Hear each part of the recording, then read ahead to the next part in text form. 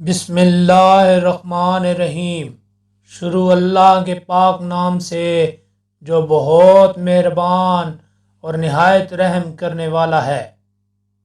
حضرت امام جعفر صادق رضی اللہ تعالیٰ عنہ سے روایت ہے کہ حضرت عمر رضی اللہ تعالیٰ عنہ کے دربار میں نجران کا پادری حاضر خدمت ہوا۔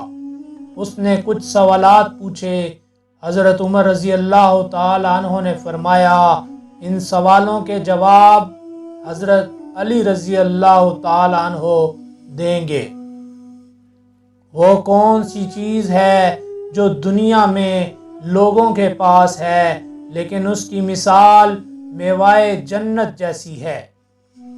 حضرت علی رضی اللہ تعالیٰ عنہ نے فرمایا دنیا میں بہشتی میوے کی مثال قرآن مجید ہے، جس سے ہر شخص اپنے مقصد کے مطابق فائدہ حاصل کر سکتا ہے، لیکن قرآن میں کسی قسم کی کمی واقع نہیں ہوتی۔ پھر پادری نے کہا کیا آسمان کے تالے ہیں اور اس کی چابیاں کون سی ہیں؟ حضرت علی رضی اللہ تعالیٰ عنہ نے فرمایا اے نصرانی، خدا کا شریک بنانا آسمان کا تالا ہے، اس کی چابی خدائے واحد کی وحدانیت کی گواہی دینا ہے۔ پھر پادری نے پوچھا بتائیے خدا کہاں ہے؟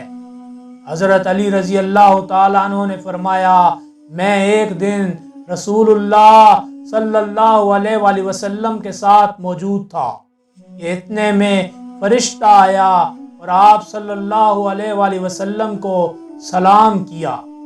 آپ صلی اللہ علیہ وآلہ وسلم نے پوچھا کہاں سے آئے ہو؟ فرشتے نے کہا میں 7ویں آسمان سے خدا کی جانب سے آیا ہوں۔ پھر دوسرا فرشتہ آیا، حضور پاک صلی اللہ علیہ وآلہ وسلم نے اس سے پوچھا تم کہاں سے آئے ہو؟ فرشتے نے جواب دیا 7ویں زمین سے خدا کی جانب سے آیا ہوں۔ اسی طرح مشرق و مغرب سے ملائکہ آتے رہے اور کہتے رہے ہم سب خدا کی جانب سے آ رہے ہیں۔ اس سے معلوم ہوتا ہے کہ خدا کا کوئی مخصوص مکان نہیں، بلکہ ہر جگہ آسمان و زمین میں ہر جگہ خدا موجود ہے۔